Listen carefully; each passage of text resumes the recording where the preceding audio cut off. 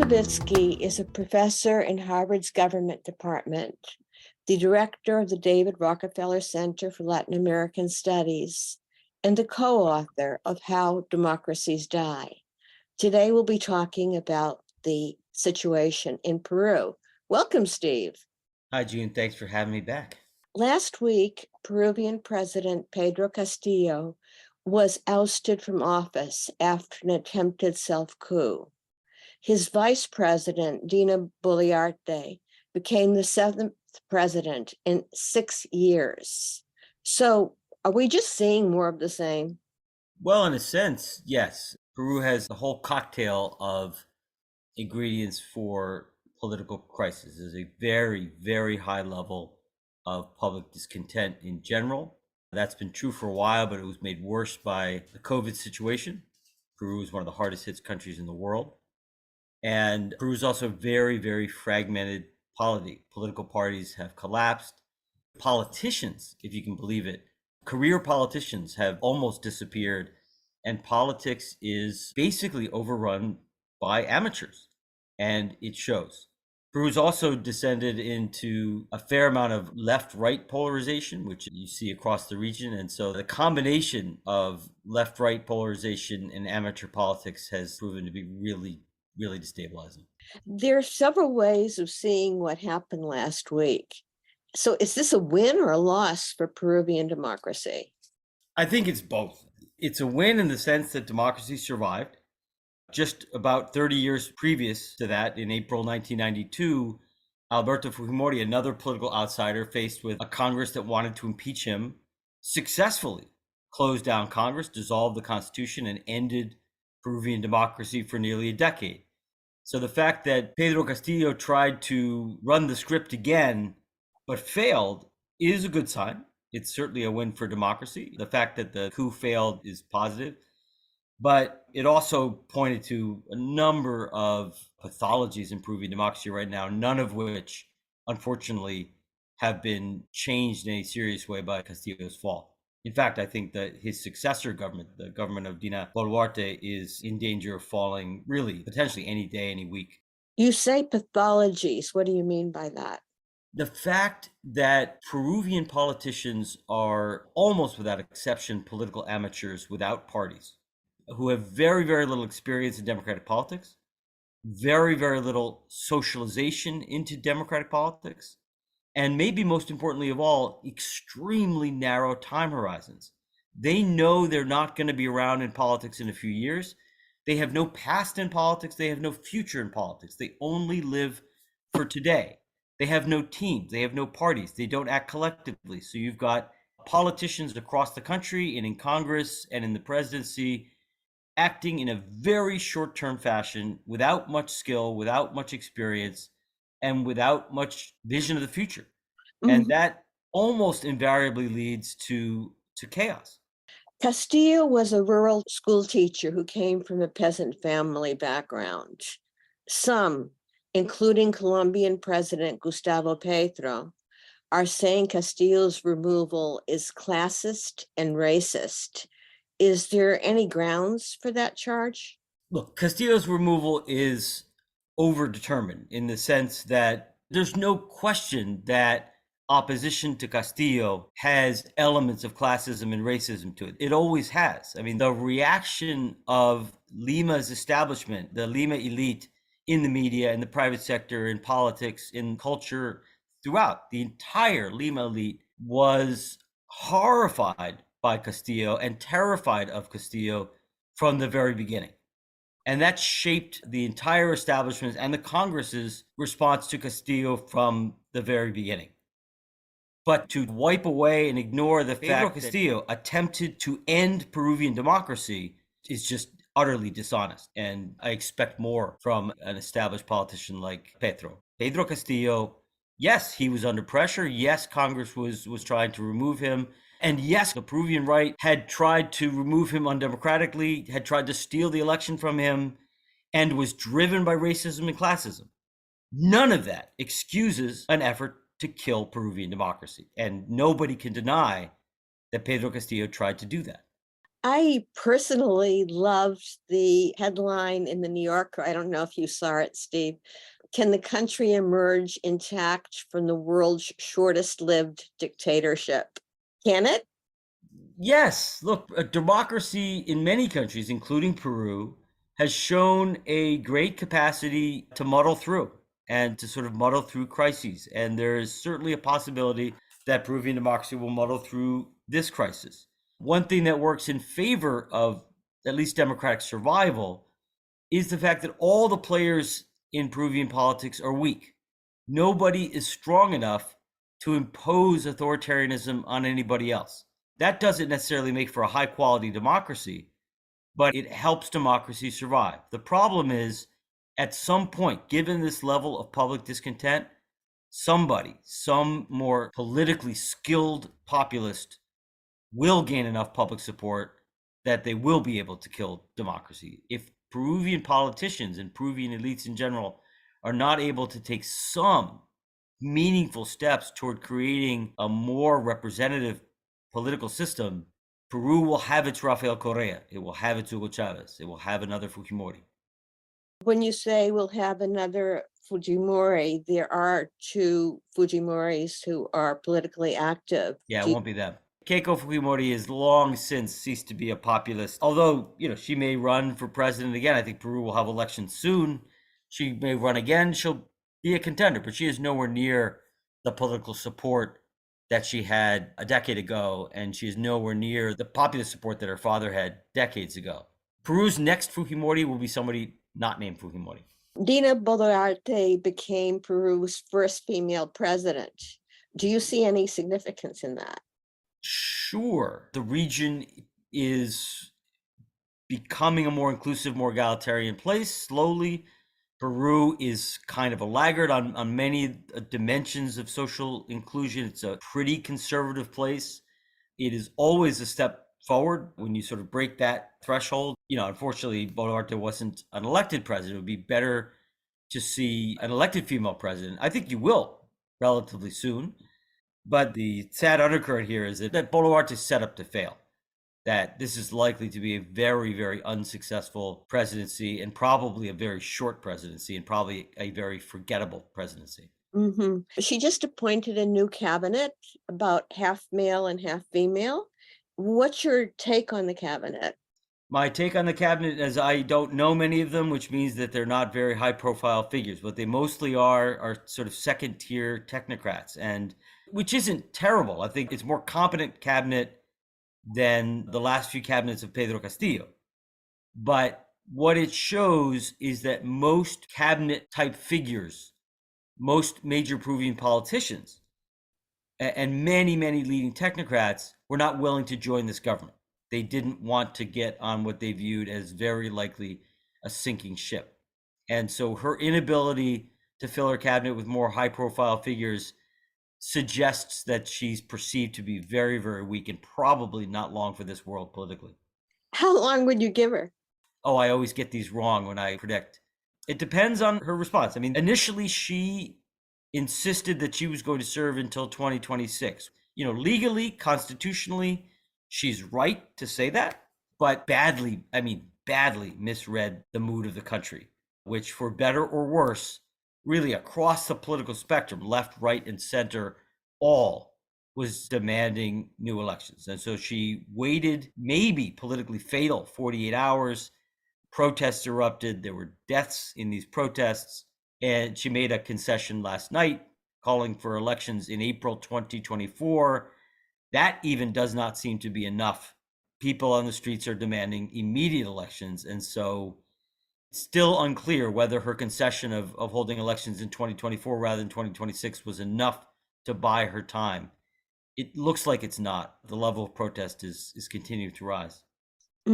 One of the other things protesters are calling for is a constitutional convention, like in Colombia, like in Chile. How do you read this, and do you think this would be beneficial for the country? Look, I have a not very sexy middle ground answer to that question. I mean, first of all, the protesters are demanding many, many, many things. There's not a single voice to these protesters. Some of them are Castillo supporters or sympathetic to Castillo and view him literally as a political prisoner. They view him like President Petro of Colombia does, as someone who was overthrown by the right and is now a political prisoner. Some of the protesters are pro-Castillo. Some of them are more generally radical left and are seeking a new constitution because that's sort of part of the left's political project, very vaguely in the 21st century. Others are just sick to hell of the entire political establishment and want to just take another crack at it by voting. Congress has a single-digit approval rating. Both Castillo and Boluarte are very unpopular. And so there are many not particularly political Peruvians who just want to renovate those in power, want those in power out. They want elections. So not everyone's demanding the same thing. The polls suggest there's not massive support in Peru for a new constitution, but there are two reasons why it may be worth doing. So I don't think a new constitution is going to change Peru the way many people hope it will. Peru's had a number of different constitutions. Its neighbors, Ecuador, Bolivia, have had even more constitutions. Words on paper only get you so far. They're not going to solve the fundamental problems that Peru faces. It's not going to solve the problem of entrenched and extreme social inequality. It's not going to solve the problem of a very weak and ineffective state, which I think may be the core problem. It's not going to solve the problem of a collapsed political party system and a decimated political class. A constitution can't solve any of those problems. What a constitution can do, though, is provide a probably relatively brief and modest breath of legitimacy to the system, which is basically drained to near zero. And it can fix a few problems. I mean, the rules of the game of the Fujimori constitution, the relationship between this sort of semi-presidential system where Congress can hold these votes of no confidence and the president can, under some circumstances, close down the Congress legally, constitutionally, and this whole set of rules around vacating the president. All of these rules have been abused over the last decade, badly abused, to the point where it is very hard, given the absence of a strong constitutional authority, a legitimate constitutional court, it's very hard to maintain healthy executive legislative relations anymore because the rules for no confidence votes, the rules for vacating the president, the rules for closing down the Congress, I mean, kill or be killed issues in executive legislative relations are basically up in the air and shattered on the ground. Nobody agrees what the rules are regarding vacating the president, regarding votes of no confidence, regarding closing the Congress. Those are really important. And so given that the legitimacy of the current political system is close to zero, and given that such important rules, such as how to remove the president or when you can close down Congress, are no longer really viable, there's no agreement around them. Those are two modest arguments for a new constitution. The left's hope that a new constitution will bring paradise, or even that it'll bring anything left of center, that's a dream, because the Peruvian left is weak. They'll have elections for a constituent assembly. The left will do poorly. And you'll have a constituent assembly that looks something like Peru's current Congress. Fragmented, pretty conservative, pretty corrupt, pretty incompetent, because they're not experienced politicians. And so the constitution you get will not be what the left is dreaming of. It also won't be what the right fears. Ever since the Chavez era, ever since the wave of Bolivarian constitutional changes in the first decade of the 21st century, the right everywhere, Chile, everywhere, fears that a new constitution means Chavismo. It's not true. Again, they'll have an election. The left will do relatively poorly because the left is weak in Peru. And it'll be a very pluralist, very diverse constituent assembly that will produce a constitution that could be mediocre, but it's not going to be Chavista. And so neither the hopes of the left nor the fears of the right will be realized. It'll just be a new constitution that won't dramatically change Peru, but given the lack of legitimacy today, might be a helpful breath of fresh air. You mentioned that the left is very weak, and yet Pedro Castillo won. How do you explain that? Pedro Castillo won 15% of the votes cast on election day. 1 out of 8 Peruvians got up on election day and cast a ballot for Pedro Castillo. 85% of Peruvians voted for something else. You had a very fragmented field with close to 20 candidates. And so 15% of the votes cast, which is a little bit more, about 20% of the valid vote, was enough to get him into a runoff. And he got in a runoff with the one person in Peru who is less popular than him. Not one person, but one of the few politicians in Peru who are less popular than him. And that is Keiko Fujimori, who is extraordinarily unpopular. She'd run for president twice before. She'd been in politics for a while. Peruvians were sick and tired of the political elite, the political establishment. She was associated not only with her father and with authoritarianism, but just associated with the corrupt political elite and the status quo. Pedro Castillo was an outsider. He represented something new. He represented change, where Keiko Fujimori did not. And that enabled him to win, not because 50.1% of Peruvians loved Pedro Castillo. They didn't. 15% of Peruvians liked Pedro Castillo. But 50.1% of Peruvians voted against Keiko Fujimori. They voted for something else. He won by default. You talk about the role of corruption there. Boluarte made her cabinet take an anti-corruption pledge. Is that significant, or is that pure showmanship? Pure showmanship. I mean, I don't know anything about these folks, whether they're prone to corruption or not. But every president, every government talks about fighting corruption. If you go back and listen to Pedro Castillo during the campaign or at the beginning of his presidency, he claimed that he had the honesty of a teacher. Peruvians trust him, and there was a fair amount of corruption in the Castillo government. So these are words. Stepping away from political infighting and the weakness of the state, what are the major challenges faced by Peru in the next year? Look, Peru, unfortunately, has a very basic challenge of forming a government. I'm not saying this is imminent, but there is a risk of Peru descending into anarchy. There are violent protests now in provinces across the country. These are growing. And the entire political elite does not have a response to it. It does not look today like the Boluarte government has the capacity to govern Peru, that it has the authority to deal with protests in various provinces of the country. It doesn't have the authority, for better or worse, to stand in police to shut those protests down. It doesn't have the authority to negotiate and deliver to protesters. So whether you seek a negotiated solution or a repressive solution, I personally prefer the former. Either one, this government doesn't have the wherewithal to do it. It doesn't have the ability to govern. And Peruvian elites have not figured out, if this government can't govern, how to get another government, how to form another government. And at the very least, it's going to take time. Even if they all agree to hold elections, minimum, it'll be 9 months away. And so Boluarte's been in power for less than a week. She's already a lame duck, complete lame duck, with very little authority. And so the biggest challenge for Peru, honestly, in the next year, is forming a government with just a minimum, just a dose, a couple of drops of public legitimacy, enough to do public business every day. Right now, they don't have such a government. It's very dangerous. So you're a pessimist?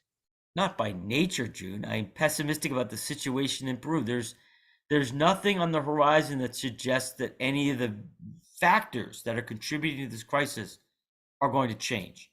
It will take a stroke of good luck. It will take an election in which somebody who is both very capable and very public spirited manages to get elected. And that's effectively a shot in the dark. Thank you very much for your time. You've been listening to Steven Levitsky. He's professor in Harvard's Government Department. He's also the director of the David Rockefeller Center of Latin American Studies, Dr. Class, and the co-author of How Democracies Die. Thank you so much for being at Faculty Voices. Thanks, June.